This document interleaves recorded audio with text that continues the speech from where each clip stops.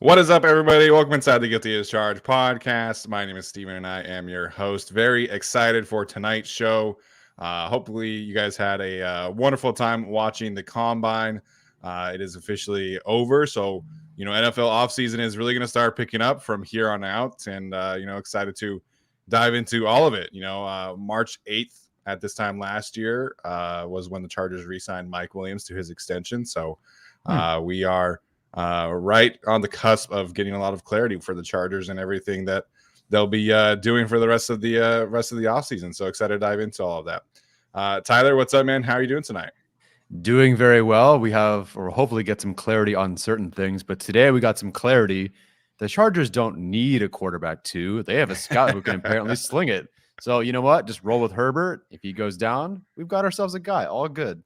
Yeah, the NFL competition committee is apparently considering reviving the rule where you could have 3 quarterbacks active. I think they're considering doing it only for the playoffs. And if the Chargers come to that point that they got their guy, I don't even know his name, but the scout out there was dropping some dimes to the running backs as the other quarterbacks were headed out. So for those who were not watching, Carson Strong and Kirk Benhart, I think his name is, were working for the skill players this week as the NFL's quarterbacks, and they had to go leave and hop on a plane for this last little bit. So some Chargers scout and a bunch of other scouts ended up throwing for the running backs for the last drill. It was a good fun, man. It was a good week for sure for the Combine. Yep, nothing like a Chargers scout throwing to Tyjae Spears down the sideline. It's just like, yeah, we can make that work. Yeah, I was laughing because Daniel Jeremiah is showing all the clips of so here's the drill, and then here's a clip of an NFL player using the drill in a game, and it was oh, here's Dameon Pierce running against the Chargers, and then here's Isaiah Pacheco running against the Chargers, and I'm like, come on, DJ, you're just throwing us under the bus over here. Yeah, I mean, he knew you could pull from any game, find some rookie, and he'd be doing all right. Was that it? Was it just Pierce and Pacheco? It had to be there was another clip from Kenneth Walker. Yeah. Gotta make them all look good. Happy to help. Happy to do our part. So I apologize if I'm on a little bit of a delay. It's been raining here all week in Fresno, so connection seems a little bit laggy on my end. So hopefully it is not the case on everybody else's end. So Tyler, we're here to do a mock draft today. We're going to go 5 rounds on the mock draft database website today. So, we like to mess around with the different websites. We'll do one on the Draft Network. We'll do one on Pro Football Focus as the process, continues to go on. But the mock draft database for me is one of my favorite mock drafts. So excited to dive into that one. Before we get there, anybody stand out this week from the Combine that you want to maybe shout out some good testing or good drills that you think deserve some shine in this draft class? I mean, every tight end. What tight end didn't show out today at the Combine or this past weekend at the Combine? I mean, some guys we knew and expected, oh my gosh, Washington did great at the Combine. Yeah, I guess I didn't think he'd do that well. We were talking about him comparing favorably to wide receivers. Yeah, but he did really, really well. One guy from that group that stood out that I don't know if I didn't expect it. I never thought he'd be slow, but Sam Laporta was a player that I thought was, a solid player, a wide receiver convert, and clearly he can move, and we've seen that on film. But for him to post an elite RAS was actually really impressive. I didn't expect that. Again, I didn't expect him to be a 4 or something, but I didn't expect a 9.3 or whatever it ended up being. Yeah, definitely was not expecting Sam Laporta to put up elite testing numbers, and that was the case. So I thought that he would be an above average athlete and really shine in the position drills, and that was the case. He looked really, really smooth as a receiver in those drills. I think that's a good call. What do you make of Michael Mayer not testing super well? Because that's obviously a player that a lot of Chargers fans really like the Chargers to potentially take at 21. I certainly was not expecting him to test at an elite level, but what were you expecting from Michael Mayer this week? Kind of what he got. Didn't he end up with an 8 something? I mean, that sounds about right. And I think it was not exactly where Hunter Henry was, but Hunter Henry didn't. No, I think Hunter Henry was even worse than that, quote unquote worse. I can't do that. But Michael Mayer, I didn't expect a 4.340. I didn't expect to be like his thing. If you want one elite trait about Mayer, it's contested catch work. It's some other things that he does. It's not athleticism. Not that he's not an athlete. He got an 8 something or whatever, but no surprise to me. It doesn't change a thing about him for me. No, I agree there. I think that's exactly what we were expecting from him, at least in my opinion. So what he does well is definitely more conducive on a football field once you get pads on. Yeah. So he reportedly was crushing the interviews this week, and I think that is another thing that he'll really shine in as well. I think for me, I headed into today. I haven't graded a ton of offensive linemen, but Matthew Bergeron from Syracuse and Steve Avila from TCU are two of my favorite potential targets for the Chargers if they elect not to bring back Trey Pipkins, which I think would obviously be a mistake in my opinion. But this offensive line class isn't super strong to the point where if they take someone at 21, I would be thrilled. I think the better case there would probably be towards taking a guard on day 2. I mean, Jamari Sawyer kick out to right tackle. So those two I thought performed very, very well today. Steve Avila has drawn a lot of comparisons to I just had his name written down and now I don't have it in front of me. He played for the Saints for a very long time, played for the Lions as well. We talked about him as a free agent fit and then he retired. What's his name? Oh my gosh, that's gonna bug me the shit out of me. Someone in the chat will know. He played for the Saints and then the Lions? No, he was drafted by the Lions and then he played for the Saints. Interior? Recently retired. Huh? Interior guy? Yeah, interior guy. Shit, what's his name? I'm gonna have to look this up now. Gosh, okay. Yeah, nope, I got nothing. So somebody in the chat, you versus Steven right now. Let's see it. Sorry for our audio audience as I'm looking this up. I hate it when this happens, man. Oh, I can look on PFF. They'll do that. I'll look on PFF real quick. No, not Richie Incognito. No, Richie Incognito definitely did not play for the Lions or the Saints.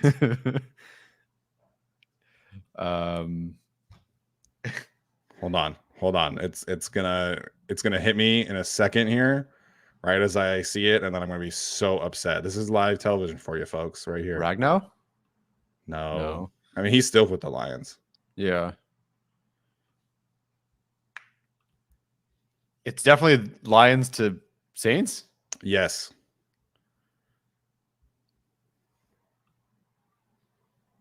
Larry Warford. Larry Warford. That was the one. Okay. There we go. Sure. That was the one. I'm sorry. So going back 30 minutes ago, so who would you compare him to? Larry Warford, who? Steve Avila. Steve Avila from TCU. Pedro Ramirez got it at the same time. So shout out to Pedro. So he's somebody that has guard center flexibility. Bergeron from Syracuse has tackle guard flexibility.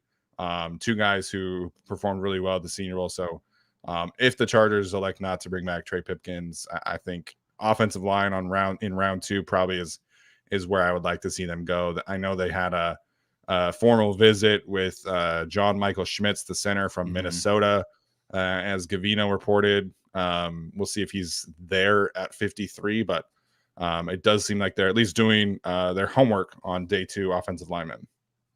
Yeah, and then UT Chattanooga offensive lineman McClendon Curtis said to Justin M. of the NFL or of the Draft Network. Draft Network not doing so hot today with the combine measurements, but the Chargers had met with him several times that he knew the scouts before they even got to combine. So the other random note that I have on my phone. Yeah, McClendon Curtis, have not watched him at all. I think he did really well at the Senior Bowl, but he's been considered like somebody who is going to be tackle to guard convert, but he had 35-inch arms and he ran pretty well. I think he could definitely play tackle in the NFL just from a pure measurement standpoint. But definitely doing their homework on day 2 offensive linemen. Very interested to see what this transition to Kellen Moore's offense really means because obviously, very hard to replicate Zach Martin and, Travis Frederick, who was the Cowboy center for a very long time. But obviously the Chargers are set up very well with Rashawn Slater, Corey Lindsey, Jamari Sawyer, and of course Zion Johnson. So they're just missing that one piece. Hopefully it's Trey Pipkins, but we'll see what they do on the draft. Yeah, I hope they sign Pipkins because then I'll have to not watch as much tackle and guard stuff. Even though I do like the big uglies and the hogs, like, I don't know if I want to watch till day 3.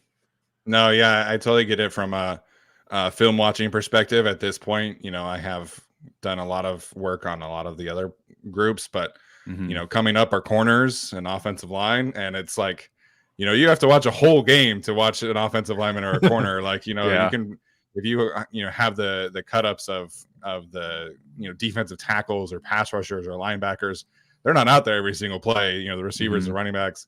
Like Roshan Johnson's cut ups were like 7 minutes each. It was like boom, boom, boom, boom, boom. But an offensive lineman, you got to watch the whole game. So got some much longer film sessions coming up.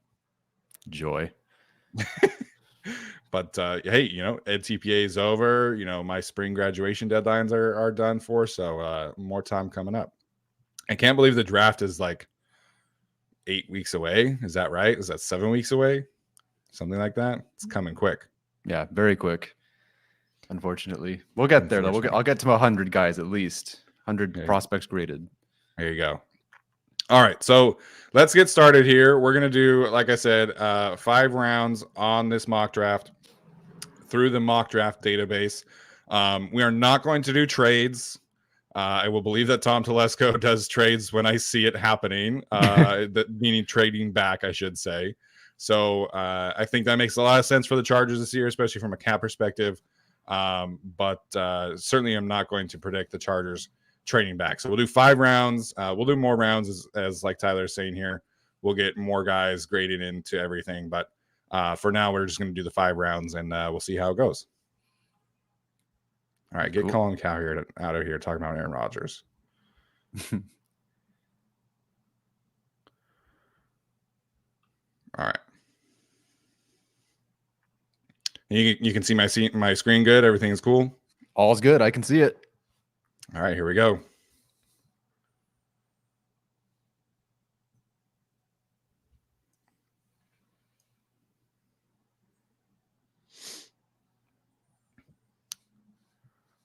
Pretty chalky mock draft simulation right now. Ooh, all right. Anthony Richardson, 6 straight offers. Awesome. Okay, so for our audio audience, recent 5 picks, we'll start there. The Seahawks took Jalen Hyatt at pick 20.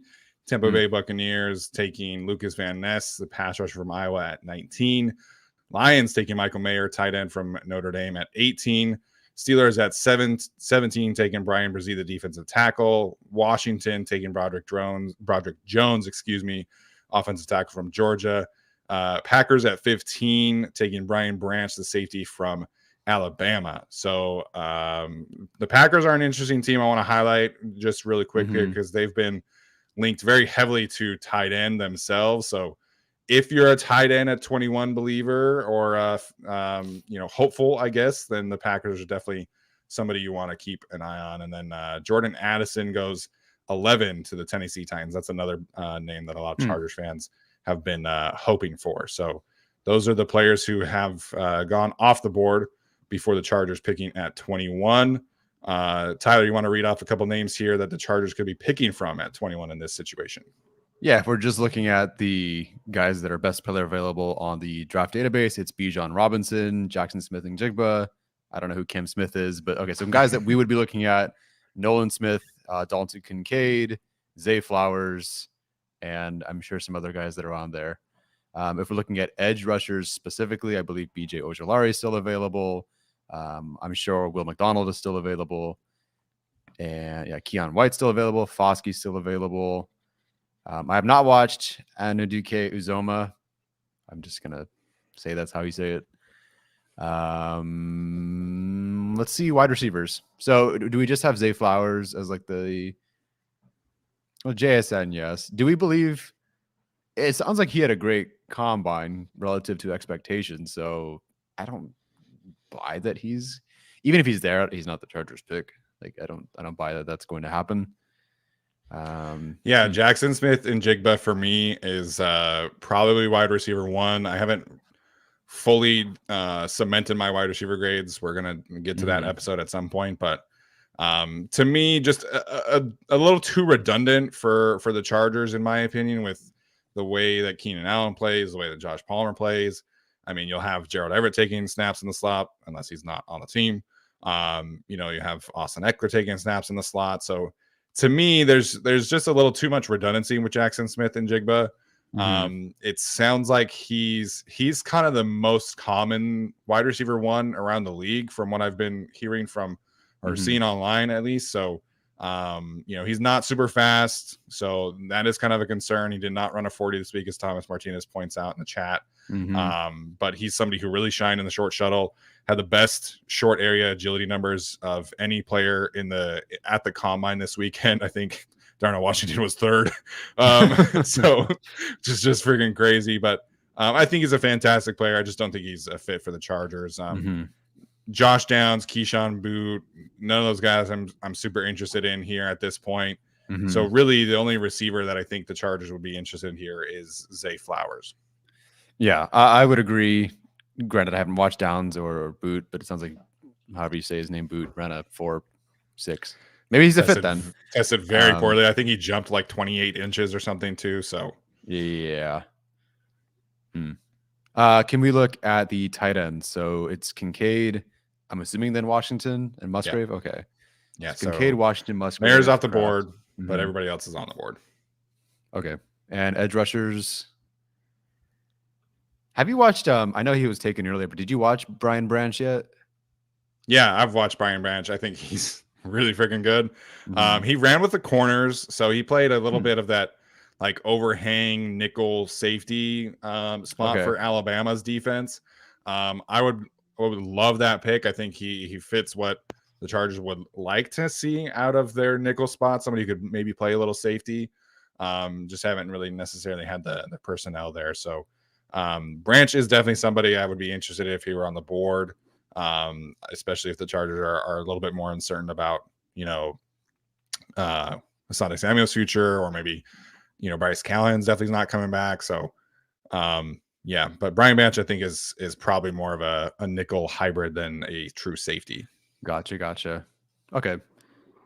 Well, and some people are already saying this, my best player available, granted, not necessarily always the highest graded, although I think it is in this case, is Nolan Smith. So my best 3 available. Granted, I have not watched everyone, like tackles and defensive tackles and safeties.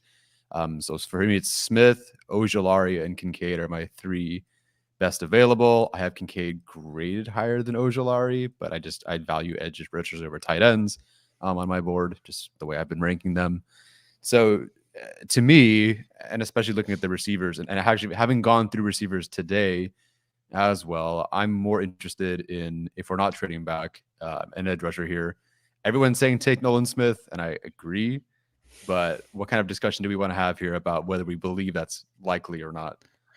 Yeah, so I definitely want to have the Nolan Smith discussion. I do have the offensive tackles here on the screen just for those who are curious. Okay. Anton Harrison from Oklahoma, DeJuan Jones from Ohio State, who's the massive human being, and then Darnell Wright from Tennessee. So for me, like if the Chargers were going to go with a tackle at 21, I think it would be Darnell Wright. But 42 is probably a little too low for him. I think I'll probably end up with him, in the late 20s. But I just think, like I said, I think the value for offensive line is very similar to the receiver group. I think the value for offensive line is probably on day 2.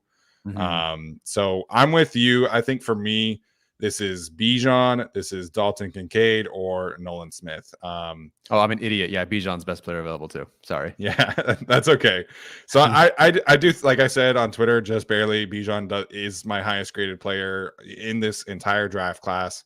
I don't think in this case the Chargers would take him. So this is the Nolan Smith discussion. Obviously tested like a freak this week, jumping over 40 inches in the vertical jump, jumping over 11 feet, broad jump, running sub 4.4 as an edge rusher is crazy to me. So the discussion obviously is will he be there? I think there are some teams that would be certain fits for him. I think for me, the team to really watch here would be the Tampa Bay Buccaneers. I know they took Lucas Van Ness in this simulation, but Van Ness is more kind of a 4-3 defensive end. They obviously run a 3-4.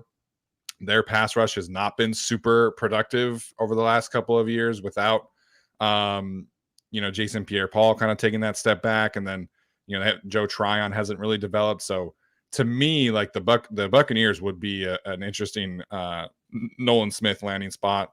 Steelers as well. They play 3-4, but they're I feel like they're good on the pass rush standpoint. So I think it is likely that Nolan Smith is on the board at 21, personally. It really just depends. There are some great edge rushers in this group. Like if someone falls in love with, Ojulari, obviously, Van Ness, Murphy, like you can't start to push Nolan Smith. I definitely feel like he's in within 5 spots of the Chargers range. And I think there's maybe a 25% chance that he's there at 21. And then that's assuming nobody trades up for him ahead of the Chargers or whatever, because if he's there at, 19 and someone really wants him at 25 or whatever, you're almost confident the Chargers are going to take him at 21. So I think it's definitely a possibility. I'm willing to go with it. I think that he's already risen up the boards quite a bit. Like he was in the 40s, I believe, kind of where Ojulari was. Now he's at 27. Honestly, by the time we do this, if we do the same simulation next time, probably won't be there. I feel like he just will keep continuing to climb because he's not the 27th ranked player in this draft. I can't imagine. So I'm fine taking him for now with the sense or the understanding that I'm not really sold that he'll be there. And also I think by the time we do this next time, he'll be off the board and because he'll be higher on the mock board. Yeah, absolutely. I think the discussion for the Chargers is obviously like where will the run on certain positions happen? I don't think they're going to be really in the corner market, right? Like I think everyone kind of agrees that the first 3 picks at this point, barring the Trey or pending the Trey Pipkins decision, is edge, receiver, and tight end. And I think the likely position that goes on the run is the edge rusher position. I mean, you're looking at this board right here. There's a lot of fans of Keon White in the league, BJ Ojulari, Isaiah Foskey, Felix Anudike-Uzomah, Will McDonald. I would love to have, some of those players on the board at 53, but this is the pass rushing market that we're talking about. So I think most of these players are probably going to be gone by 53. Whereas at tight end, you have some good options probably in the second round, as much as obviously I would love to have Dalton Kincaid on the Chargers. You have Sam Laporta, you have Tucker Kraft, maybe Darnell Washington, although I doubt it at this point.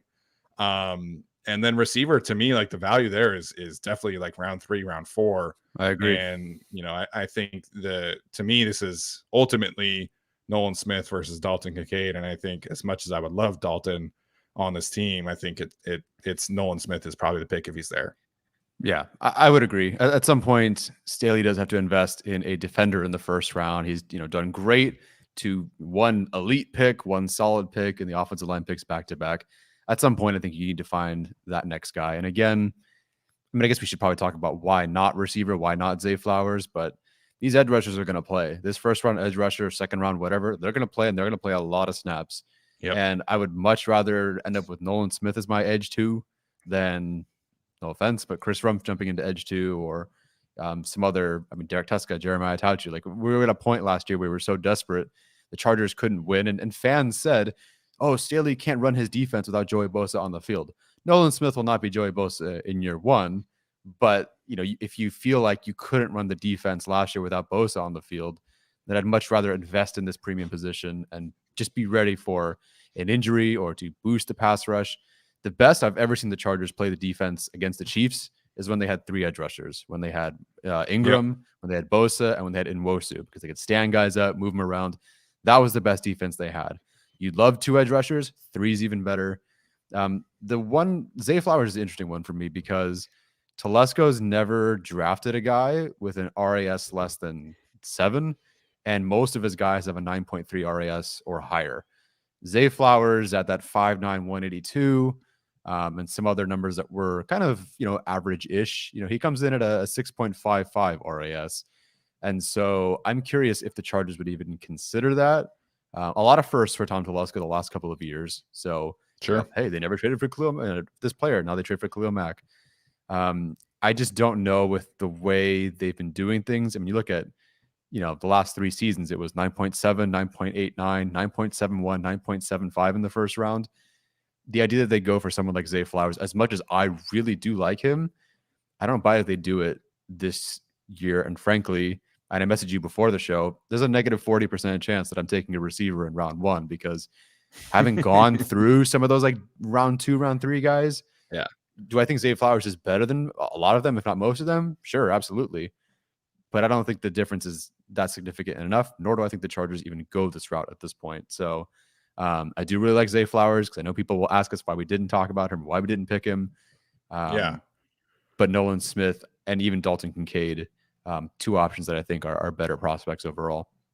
Yeah, I think they're better prospects overall as well. And I think, if you look at the Chargers draft history in the first round over the last 5 years, really, if you look at, Kentley Platt, who does the RAS scores, he just did this new feature, right, where you can sort every team by their athletic profiles, right? And it's a huge help. Mm-hmm. And all of the best athletes that the Chargers have drafted have all been in the last 5 years. And if you look at their first round specifically, like you're talking about, Tyler, it's Joey Bosa, it's Derwin, it's obviously Jerry Tillery didn't work out, right? But his RS profile is pretty elite. Rashawn Slater, Justin Herbert, even Kenneth Murray has an elite RAS score as well. So, the Zay Flower thing, I think like he's a really good player. And if the Chargers didn't necessarily need like a vertical deep threat, like I think that's really what I'm talking about when I want a receiver for the Chargers. Like you need somebody who could really access the deep parts of the field with their speed. And yes, Zay Flowers can do that. And yes, Jordan Addison can do that. But I'm talking about like a Jalen Hyatt kind of player. I'm talking about like a Trey Palmer player or a Jaden Reed or Tyler Scott, like these players who you can get later. And so for me, like I think Zay Flowers, if you don't have Keenan Allen, 100% go get him. But, as we've heard this week, they plan on keeping him. So I'm a fan of him. I think he's probably the one who has the best challenge for me for wide receiver 1 over Jackson Smith and Jigba at this point. I just haven't necessarily decided if I really want to do that yet. So Zay Flowers is a really high quality prospect. I don't think he checks enough boxes for the Chargers and what they need. Nolan Smith does. And one of the things that people who have concerns about Nolan Smith is like, well, he only weighs 239 pounds. It's like, but he plays like he's 250. If you really watch him and the way that he defends the run, like there's no concern to me. This man is setting the edge in the SEC against guys like Darnell Wright, against all these, high-end tackles. And he pointed this out this week. He goes up against practice against Broderick Jones and Andrew Thomas and all these guys who are NFL offensive linemen. And so I don't have any concerns about his weight. And I think he will, add some at this point. But I mean, you talk about the flexibility it provides the Chargers. You brought up the 2020 Chiefs game, right? Where the Chargers really got after Mahomes really well. In 2021, like one of the reasons they were able to win that game was Joey Bosa working against the guards and how much of an advantage it created for them in that matchup. Yes, 100%. So I think Nolan Smith just gives them the most flexibility, short term in the pass rush, long term in the pass rush. I think he's the best player on this board at this point outside of Bijan Robinson. And I think Bijan is a possibility. I just can't see them passing on a pass rusher like Nolan Smith in favor of a running back. So I think for me, and I think we're on the same page, Nolan Smith would be the pick here at 21 for the Chargers. Yep, I'm happy with that. If he's there, I mean, you saw us jump up and down for Zion. It would be the same thing, to be completely honest, because wouldn't expect him to be there. Great player, checks a lot of boxes. And he was skinny all the way to an average depth of tackle of 0.3. So yeah, like I think we'll be okay. Are there things to work on? Absolutely. Is it a completely perfect prospect? No. But he's shaping into, even though there's really no such thing, he's shaping into this kind of safe prospect territory. Number 1 on our composite rankings, tested through the roof, went to Georgia, works with Coach Ed. Like there's so much that just checks every box. So yeah, I'm completely happy with that. We'll circle back to this in a few weeks. Yeah, absolutely. I think he checks. I think he checks every single box possible for the Chargers, and obviously the Georgia thing. I think is we'll see if it really holds this year. But I mean, Brandon Staley loves picking from that tree. So for those curious, Will McDonald's still on the board here. Andre Carter, who I'm not necessarily super interested in. I think he's a bit too much of a project in terms of the edge rushers. This is, and then Ade Tumiwa Adabarwe, I think is how you say it. I'm gonna practice that, but obviously lighting up the combine this week. I think for me, he's kind of a more of an inside rusher. He's still on the board here as well, and then some other ones. So Will McDonald really the only high end edge rusher at this point left on the board in the second round for the Chargers. Yeah, deciding to take an edge rusher early, I think you don't want to end up with hoping for the one guy that's left when you pick 30 something picks later. Like, you don't want to just, I hope he's going to be there. And then, oops, he's not there. Now what do we do? So taking an edge rusher early, I think, is fantastic. Go for it. Wow. Charbonnet went early. I didn't give you a round two pick. Recent picks here. Bears going Mozzie Smith for the from Michigan. Big fan of his. The Seahawks taking Cody Mauk, the interior offensive line from North Dakota State. Dolphins going Luke Musgrave at 51. Buccaneers taking Zach Charbonnet at 50.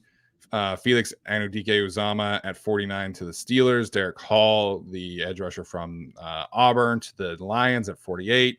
John Michael Schmitz, the center from Minnesota, at 47.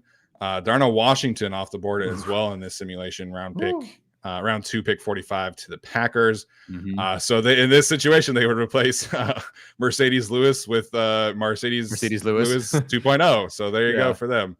Some other picks here. Dalton Kincaid to the Titans at 41. BJ Ojulari. Man, Dalton deserves better than that. I'm going to say that. BJ Ojulari to the Panthers at 39. Darnell Wright, the offensive tackle from Tennessee, at 38 to the Raiders. Clark Phillips, my guy, corner from Utah, at 35. I'd be surprised if he goes that high, unfortunately. So yeah, and then a classic Chiefs getting Jackson Smith and Jigma in this simulation at 31. Oh no, gotta love it. I think he goes much higher than that personally, but I would imagine. Yeah.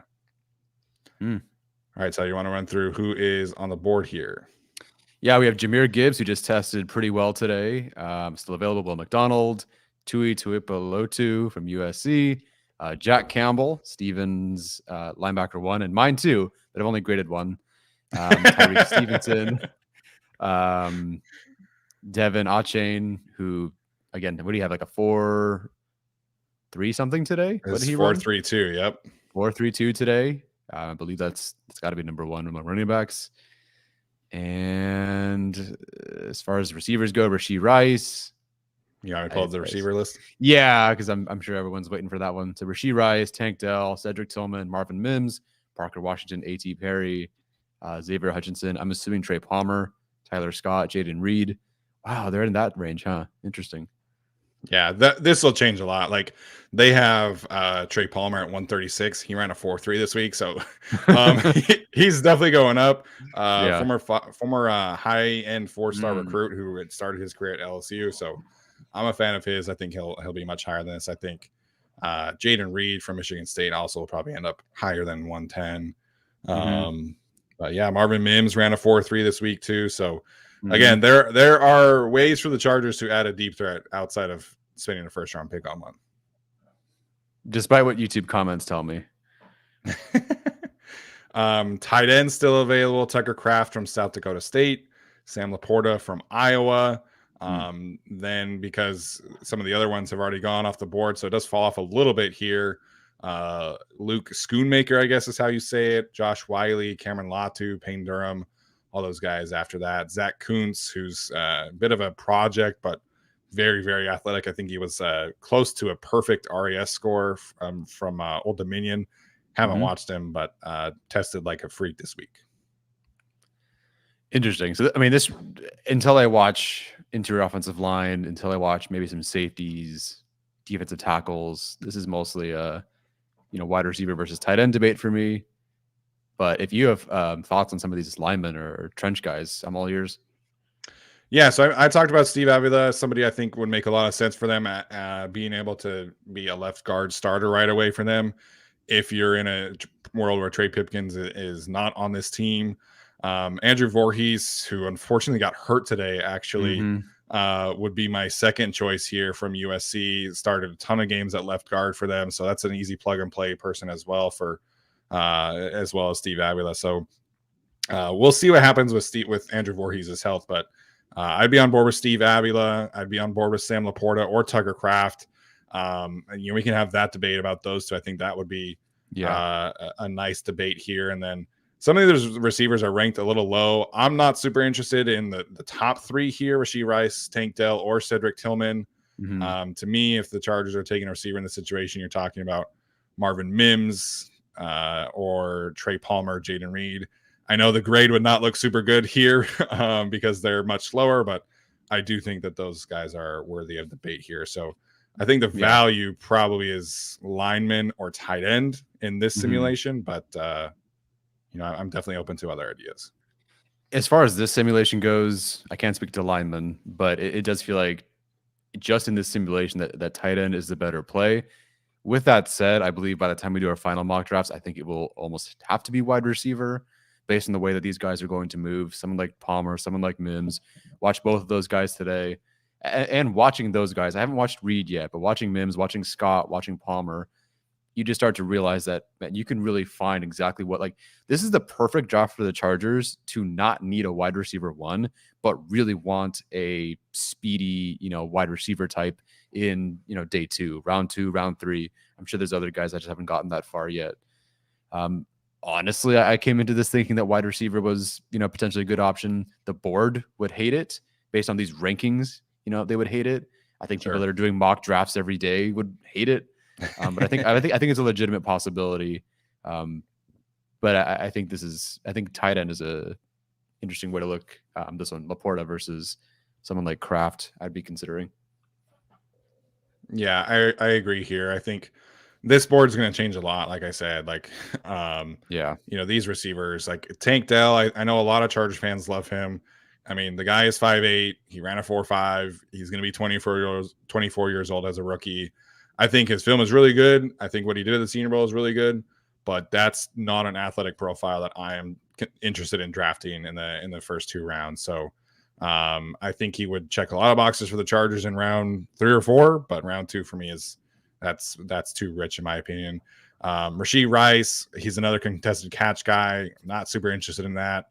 Cedric Tillman, same kind of profile there. I think he's a little bit more nuanced than Rashee Rice, but I'd be on board with Marvin Mims, the receiver from Oklahoma. I know some people think that might be a little too rich. I'm a big fan of his. I have a round 2 grade on him.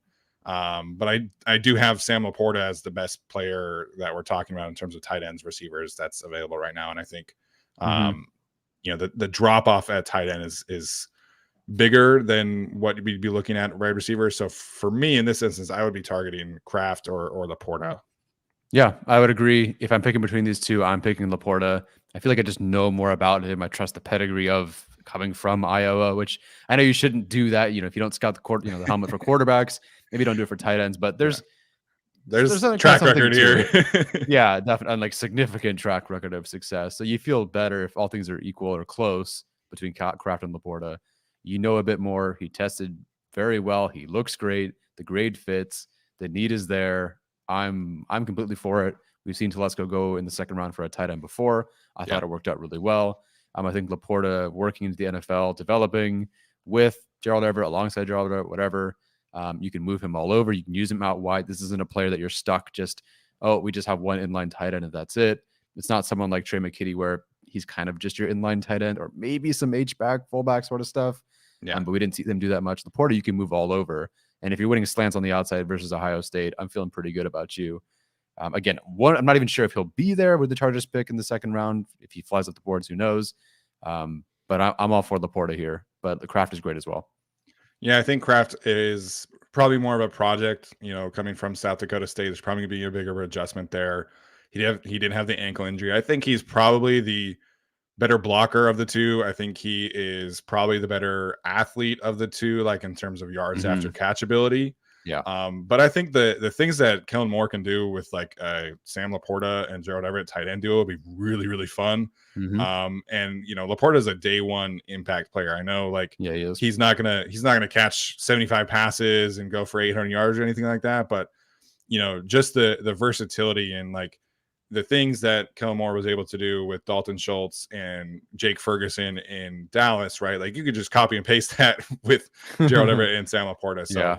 I'd be 100% on board with Sam Laporta in this instance. Okay.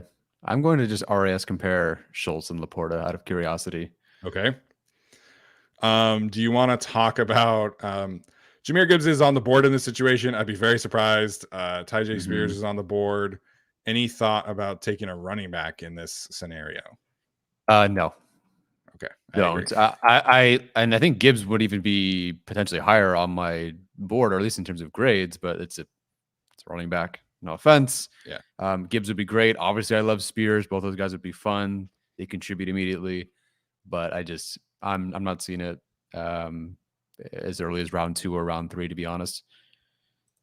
I agree. So did you get the RAS comparison, or are you still working on it? I started talking. Hold on. Okay. Is it even close? Wow, Dalton Schultz. I thought he'd be a bit more athletic. Dalton Schultz is a 7.22 RAS. Sounds about right. 2 inches taller, same weight, didn't get a bench. Laporta is just more athletic in almost every aspect. He's just 2 inches shorter. Yeah, Alex Katzen pointed out on Twitter that Schultz and Michael Mayer actually have a lot of similarities from a testing standpoint. So, that could be something to keep an eye on for sure as well. Okay. All right, so we are going to go with Sam Laporta, tight end from Iowa, in this simulation here. And then we'll see how the rest of the board plays out. Anthony Hopper, I did not see the Jamal Charles comp for Gibbs, but yeah, I don't like that.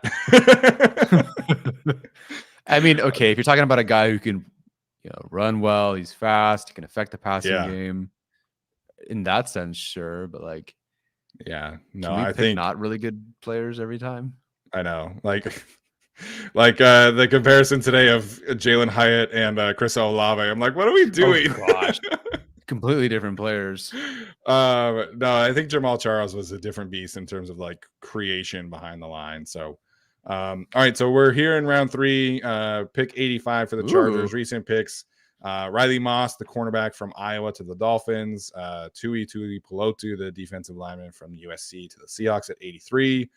Jair Brown, who I'm a big fan of his, safety from Penn State, pick 82 to the Buccaneers. Brandon Joseph, safety from Notre Dame, to the Lions. Dontarian Wicks, wide receiver from Virginia, at pick 80 to the Steelers. There's Ade Baware, the defensive lineman from Western, at 79. I think he'll go much earlier. Packers taking Tank Dell. Let's see what else. Any other names? Parker Washington off the board, 73 to the Texans. Andrew Voorhees, pick 72 to the Titans. That'd be a good pick. Raiders taking Tyler Scott from Cincinnati. Let's see, anybody else? Matthew Bergeron, round 2. Will McDonald to the Chiefs. So the Chiefs right now have Jackson Smith and Jigba and Will McDonald. Oh my God. Devon A-Chain to the Panthers. Steve Avila to the Giants. That'd be a good pick for them. So yeah, that's where we're at in terms of recent picks. Well, that's a pop there with Jap Campbell still available from Iowa. Rashee Rice is still there. We're not taking a quarterback. Noah Sewell. Who else would be available? Tucker Kraft, but we already took a tight end. Zach Harrison, I wish he had tested. He was just there, and he showed that he was an enormous human being. Super long human being, too. Yeah. Marvin Mims, who we talked about, which means I'm sure Trey Palmer's there, and all those guys that we've been talking about at wide receiver. Tyjae Spears. Oh, don't make me not do this. Kenny McIntosh, who actually would be pretty fun. It looks like, did Trey Palmer go and I just missed him? No, he's 132, I think. Oh. Whoa. Okay. So receivers available: Rashee Rice, Cedric Tillman still there, Marvin Mims, A.T. Perry, Jaden Reed, Trey Palmer, etc. I haven't gotten to et cetera yet, so I think we have to take a receiver because I have no idea who the rest of the guys are. Offensive lineman for those who are interested in Joe Tipman from Wisconsin, Jarrett Patterson from Notre Dame, I think he just goes by Oluwatimi from Michigan, Nick Broker from Mississippi State, Emil Akior from Alabama, Braden Daniels from Utah, McLendon Curtis, two guys we talked about earlier on here as well. I think those will be changing on the board as well. Offensive tackles, Blake Freeland from BYU, who I will not be watching ever because he plays for BYU, but he tested very well today. Tyler Steen from Alabama, Jackson Kirkland, Ryan Hayes, Warren McClendon. So offensive tackle group, not super great at this point. Maybe that's something to keep an eye on there, but I know people were asking about defensive linemen earlier. Carl Brooks from Bowling Green, Jervon Dexter from Florida, Moro Ajomo from Texas, Kobe Turner from Wake Forest have been names that people have been talking about. But yeah, I think at this point, I think Chargers probably have to go wide receiver. Although Jack Campbell, man, it'd be very hard to pass up on him in the third round. All righty. So find the college I recognize the least, and they'll take that guy. What do we got here? Where's my Purdue wide receiver from Purdue? No, I know where that is. I gotta find something more obscure. All right, fine. Maybe it'll be a fourth round thing. Okay, so in this particular case, I guess Chattanooga would qualify then. I can't point to where that is on a map, so there's that. Okay, so as far as the wide receivers go, I have did I not put Palmer on my list of a big board? Well, I guess I have to do that. So I have no idea where he'd be. But Mims, Palmer, I have not watched Reed, so I can't speak to him there. Watched Palmer today. One of the things I love about him, well, first of all, he was the fastest player at Mobile, clocked in the fastest miles per hour time, reached there, then ran the fastest 40 at the combine. So that answers the whole speed question thing. And if you want a guy who can still run, I'm not saying he's a slant, quick out sort of guy, but you definitely see on tape the post, the corner, the go, that sort of thing that you need to work, like to access the deep part of the field. He's got that. So you feel pretty good about him there. Marvin Mims, I think, he's smaller as is. Somehow his contested catch rate is higher. I believe his ball tracking skills overall are better than Trey Palmer's. But you get, slightly less size there. But at the same time, I do believe that if you're looking at someone like Jalen Hyatt and wondering how he fared versus press or whatever, I feel like actually Marvin Mims has more reps on tape against press, against, being an outside receiver, facing press, that sort of thing. So I have Jalen Hyatt higher, don't get me wrong. But, if you kind of want like a light version of that, I do feel like that's Mims, and the way he catches the football is kind of similar as well. So to me, it comes down to Palmer or Mims here. That's only because I haven't watched Reed. Yeah, so Thomas Martinez is asking about the safeties. Not super familiar with this group outside of Trey Dean, who I have watched, and Jordan Battle, who I have watched. Battle would be, I think, a good pick, but not super interested in the safety group at this point in time. So in terms of the receivers, I think Mims would be a great pick. I think Trey Palmer would be a great pick. Jaden Reed. So I have watched Jaden Reed. I think he was the best receiver, pretty consensus wise overall in terms of what he did at the Senior Bowl. I think for me, he would be the most well-rounded option at this point. He's not a burner. He's not somebody that's going to come in and light up the league from a deep field production standpoint. He's not slow. I think he was like a 4.47, if I'm not mistaken, this week. But you're just talking about a different kind of gear with Marvin Mims and Trey Palmer. So slightly concerned about Trey Palmer and like his ball tracking skills. I do think Marvin Mims is probably the better high pointer. I think he's probably the better route runner overall, but I think Trey Palmer is faster and he's bigger because Trey Palmer's 6 feet tall. Even I think he checked in at 192 pounds this week. So maybe the Charger would see him as a potential more complete player, but I think you have the same effect here, right? I think Marvin Mims or Trey Palmer, I think you do the same kind of thing. You have a bigger deep threat. So I guess the question would be kind of like, how do they view someone who's 5'10" in Marvin Mims versus 6 feet in Trey Palmer? Speed profile is very similar. I'd be on board with Marvin Mims here at this point. And Marvin Mims can be a return player for them as well. He was a great kick returner, punt returner at Oklahoma, which I think would make Ryan Ficken pretty happy. Yeah, if we're picking between the two, I have Mims higher. I've decided now that I've made up my board. So Marvin Mims is going to be the player. If I had to pick between the two, I would take him. He's fantastic. All right, I agree as well. So far for the Chargers, we have Nolan Smith, edge rusher from Georgia, Sam Laporta, the tight end from Iowa, and Marvin Mims, the wide receiver from Oklahoma. Yeah, Thomas Martinez. I don't recall who's a better blocker, but I do recall that Marvin Mims is a good blocker for sure. Like very involved there. I couldn't distinguish which one is better, but yes, Mims. I do feel good about that, and the Chargers do love that. Yeah, and like I think both of them are pretty good after the catch or with the ball in their hands in general. Both of them did a lot of jet sweep action, a lot of screens, crossers, things like that. But Mims is the one with the returner history as opposed to Trey Palmer. So I think that is something that could give him an edge as well. So you might as well make the next pick because you know what mine's going to be. Tyjae Spears is still on the board, baby. Man, that would be amazing. No chance. Not after this week. All right, so Chargers on the board at pick 125 here. Blake Freeland from BYU just went. I think that's Jack Jones. No, that might be a different corner. Carl Brooks to the Chiefs. Chiefs again having a great simulation here. Jay Martin from Illinois, the safety. Trey Hodges Tomlinson from TCU to the Steelers. Charlie Jones to the Vikings. Man, they love their white slot receivers, so that would fit for them.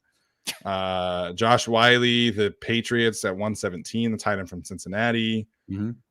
Jets taking Tanner McKee, quarterback from Stanford. Falcons ending the slide for Cedric Tillman. I do think he's a good player. It's not a fit for the Chargers. Receiver from Tennessee. Bunch of these corners who are probably going to go way earlier off the board. Tucker Kraft. But they don't need more tight ends. God, Arizona. Jaden Reed to the Bears. That'd be a good pick for them. Nice. Noah Sewell to the Giants. That's definitely a Wink Martindale linebacker if I've ever seen one.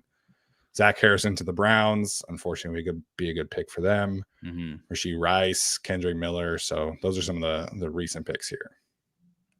We're getting into I know two of those territory. So you mentioned Tyjae Spears, A.T. Perry still on the board. Kenny McIntosh, Byron Young. So some decent like edge rusher projects. If the Chargers needed more of a project dart throw at edge, I think there's some good options here. Trey Palmer's still on the board. Cameron Latu, Ivan Pace, Braden Daniels, my guy, the offensive lineman, Payne Durham on the board here. I think he probably goes much higher than this as well. Dorian Williams. Maybe this is a good spot for a linebacker. Tyjae Spears' teammate, Dorian Williams, I think would be a good pick. Ivan Pace, linebacker from Cincinnati, could be a decent pick. So now that we have the three main needs here, Owen Popo, another linebacker. McClendon Curtis. In general, Tyler, what do you think the approach on day 3 is for the Chargers after hitting, receiver, edge, and tight end? If that's what they do, again, it slightly hinges. The whole draft changes if Trey Pipkin's not back, right? So we would have already addressed that. Right. At this point, we're looking at, in my opinion, what they've kind of done before, which is some defender, and typically that's been like that linebacker range for them. We've seen that between like rounds 4 through 6. Drew Tranquill, Kaiser White, Nick Neiman. They look for these guys typically with a nice athletic profile as well. So you watched Dorian Williams? I did, yes. So okay. Of these guys, I have watched Ivan Pace, Dorian Williams, Owen Popo, and D. Winters. Okay. And obviously Mohamed Diabate from Utah. Every day. But too far. Yeah, right. What is Dorian Williams fit with the Chargers, if at all? And then 2, Dorian Williams, I did the linebacker stats-based composite rankings today. He came in at 2nd. So I'm like, in terms of that, I'm feeling great. I don't know how he looks and what his fit would be. Yeah, I think to me he's probably the most physical linebacker of this group. Somebody that will actually like come down and like really hit people Mm. on a consistent basis. He's on the lighter side. I think he weighed in at like 219. Former safety, so that does fit their kind of profile, like you're talking about that they've taken with Kaiser and Drew Tranquil in different drafts. Thomas Martinez, I know, is in the chat, is a big fan of his. So that would be my pick of the linebackers here. I know Ivan Pace has a lot of fans as well. I mean, he's 5'10". He's really, really short. I have a hard time envisioning him as like a true 3-down linebacker, but he's a fantastic blitzer. I think he had like 10 sacks this past year at Cincinnati. So I think that's interesting. Owen Popo, a linebacker from Auburn. He's kind of like that athletic profile, but not a ton of like physicality at the point of attack.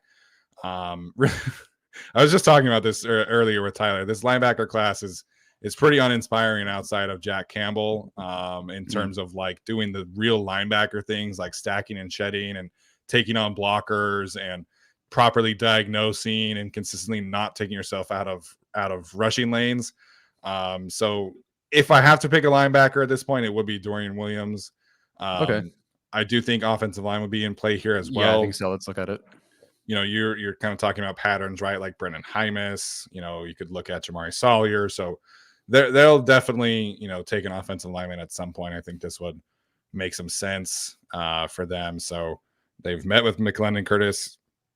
Has that tackle guard flexibility. Same thing with Braden Daniels. We know that they like Alabama SEC players, Emil Ekiyor Jr. Patterson and Oluwatimi, I think are purely centers, so I'm not super interested there. Alex Forsyth, same kind of thing. So let's look at tackles real quick. Jackson Kirkland, they met at the Senior Bowl. He's more probably of a guard prospect. Same thing with Ryan Hayes from Michigan. Warren McClendon wasn't super impressive to me, but Georgia. So, yeah, I think you're probably talking about, for me in this instance, Dorian Williams, the linebacker from Tulane. Maybe Owen Popo from Auburn, or the interior offensive lineman guys, Braden Daniels and McClendon Curtis. So those would be the four I think that you're probably looking at here. Okay. I was just looking up something very quick for McClendon Curtis. I was just curious what his pass blocking efficiency this past year was. It was a 99. Okay, so the Chargers have always taken under Staley. The 4 guys that they've taken all had a 99 or higher, and they were all on Brandon Thorne's top 10 list for their position. So you get one thing there. So there's that. I just haven't graded them, so this would be a very sight unseen thing for me. Yeah. But I do feel like graded McClendon Curtis either. Definitely a smaller school prospect. He was on Feldman's Freaks list as well. Mostly for his work as like a power lifter. I think he's like incredibly strong. If they want to do more power gap schemes, I think McCurtis would be the one. Braden Daniels weighed in at 296 for the combine. He tested really, really well. I think he does definitely fit the tackle to guard outside zone kind of world. Reminds me a lot of Spencer Burford, who the Niners drafted last year in the 4th round. Okay. Started every single game for them at guard, I think right guard. So just kind of different styles there. Braden Daniels and McClendon Curtis both meet the arm length threshold for tackles. Both have played tackle in college. Both have played guard in college. Daniels has actually started at both tackle spots and left guard. So just kind of depends on like what kind of style you want there. And also like if Drew Tranquil is gone, you probably need a linebacker starter. Right. So I think the pick probably would be Dorian Williams here for me. I would agree. And I don't know how thrilled they are, but they do have, Brendan Hymus. I'm not saying that's the same thing, but I feel like you at least have Brendan Hymus. You can wait a tiny bit longer, whereas this linebacker group, like you do need to get somebody. And this is certainly the range where Telesco has started to do that. Yeah, absolutely. All right, so we'll take linebacker Dorian Williams from Tulane. I think he checks a lot of boxes for them in terms of physical profile, in terms of need, So yeah, I think that's there. I know it's probably hard for you to pass up on Tyjae Spears in that instance, but he's not going to be there this round. No chance. So we'll see what happens with the offensive lineman here.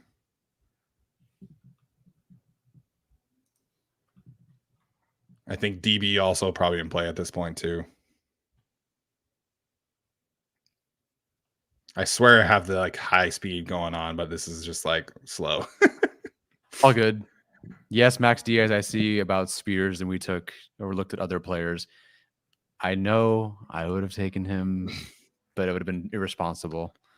Okay, so Antonio Mafi from UCLA would have been somebody I'd be interested in at this point. He went to the Lions. Trey Dean from Florida, who was actually recruited to Alabama by Derek Ansley. Mm-hmm. He went to the Seahawks. Byron Young, the edge rusher from Tennessee, because there's 2 Byron Youngs in this draft, because of course, goes to Washington.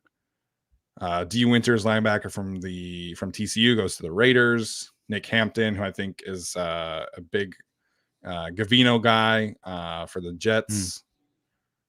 Mo Diabate from Utah, the linebacker from goes to the Browns, pick 142. Ali Gay, the edge rusher from LSU, the other edge rusher.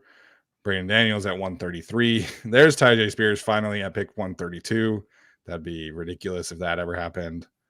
Payne Durham finally off the board, and A.T. Perry off the board to the Browns right after the Chargers picked. Cool. All right, so this will be our last round of this simulation. Again, we'll do 7 rounds once we get more film watched on some of these players. So some options here. Like I said, I think this is probably offensive line territory. McLennan Curtis still on the board. So that kind of would be an easy pick, I guess. Anthony Bradford from LSU got a lot of rave reviews today from Daniel Jeremiah. I have not watched him. John Gaines from UCLA. I think he'll rise up the board at this point. I think he's 320 here, but I like him as well. I like both UCLA guards. Let's look at safeties. Not super familiar with many of these guys at safety. Let's look at corner. Okay. Catrell Clark would, I think, be interesting. Same thing with Alex Austin at Oregon State. Rajon Wright. Not super familiar with any of these. So easy pick here is McLennan Curtis, obviously. But any thoughts here, Tyler? No, at this point, I'm looking for connections to the Chargers and interests and stuff like that, and meetings, because I have no film to go off of, or I have not watched them. So, yeah, I could see them going, safety here. I could see them finding another corner here, which would be fine by me. Someone who could, maybe some flexibility to back up, Ja if he's the starter, and obviously just in case Dean Leonard doesn't work out. This is kind of where you could be approaching running back territory, but I feel like they have their 3. So to me, until I've watched more guys, yeah, McLennan Curtis I think would be a fine pick here. Cool. Works for me. And I think this checks boxes for the Chargers in terms of like how they've generally operated. So they'll take an offensive lineman on day 3 unless Pipkins is gone, in case they'll do it earlier. But I think that would be a great depth pick for guard, tackle, similar to Jamari Sawyer, somebody who's just big, strong, can play multiple spots along the line. I think that definitely fits their patterns up front.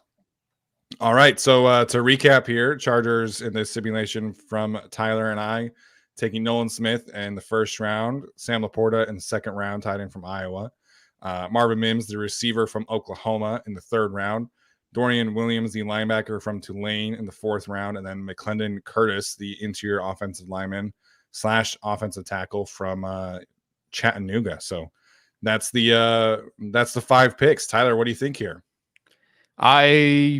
Again, not watching Williams, haven't watched Curtis, or haven't watched either of those guys, but I feel like with the first 3 rounds, we got good value, which means that we probably aren't going to see this happen. But I feel good about the process of doing this. I think just everyone watching the stream and us going through this stream, it feels like the edge is that spot in the first round because of how lucky we were going through this. Were we going through this draft in the second and third rounds going, oh, we could take that receiver, we could take that receiver, we could take that receiver, we could take that tight end. It felt really good about the depth in those spots there. Whereas at 21, it was like, you probably want to take Nolan Smith. And then by the time we got to the second round, it was only Will McDonald left. And he's a player that I don't think will be there anyway. Granted, I don't think Nolan Smith will be either. But to me, I just think addressing that edge group in the first round and then just utilizing the depth of the draft to hit wide receiver and tight end, especially when you don't necessarily need a tight end one right now. You don't need a wide receiver one right now. You can find guys that you'd like to develop. Technically, you don't need an edge one right now either. But I feel like that's just far more important than a tight end 2, a wide receiver 3-4 right now. So I love the first 3 picks. I love what Dorian Williams brings statistically. You seem to like him a lot, so I'm great with that. McClendon Curtis, a player they've met with, and you address the offensive line, which they've shown, which has been great for them in the past with Jamari Sawyer. So to me, I really like this. Of course, though, because we picked it. So what am I supposed to say? I hate it. Yeah, we like it because we did it, right? But I think Daniel Jeremiah was talking about this earlier today. I mean, like, traditionally speaking, over the last 4 or 5 years, like we've seen like 7, 8, sometimes 10 receivers go in the first 40 picks, right? That's just not going to happen this year. And so like guys are going to be pushed down because this is you'll probably have 4 quarterbacks in the top 10. Then you've got a lot of edge rushers. You've got a lot of corners. You've got all these tight ends. Mm-hmm. So I know there's all this love for receiver at 21, but the value at receiver is just it's going to be so much nicer than it usually is in the second and third rounds, because this is not a star heavy receiver class. So I think it's a deep class, and I think the Chargers should be able to take advantage of that on day 2. And I think in this situation, having Marvin Mims, Trey Palmer, Jaden Reed in the third round, like I think that's perfect scenario for them. So I'm of the belief that the first 2 picks should be tight end and edge rusher. I think it's much easier to look at getting a potential starter tight end at 54 than a starting edge rusher, just based off of like how this draft is going to go. But that to me is the first 2 picks, unless Trey Pipkins is gone. If Trey Pipkins is gone, then you probably put an offensive lineman at 54 or 21, and then an edge rusher at the other spot. So I'm happy with this value that we got. I think this would be, really good for the offense, right? You get Sam Laporta and Marvin Mims, 2 guys who can stretch the field, add some versatility, help special teams, help the pass rush with Nolan Smith. I think this would be a really good spot for the Chargers. I agree. Next time we do this, I'd love to, and by the time we get there, we will, I think, have addressed and looked at defensive tackle, more tackles, more linemen. So see if we can mix maybe some more of those guys in there, have a different draft next time. But as far as the first one goes, not bad. Yeah, absolutely. So there we go. Let us know what you guys think. Let us know how you guys would grade our draft in the chat today, or in the comments. You can tweet us. Let us know what you think. This is saying, did you, was the thing still sharing? No, what did I do? Oh, I don't know. Okay. I don't know.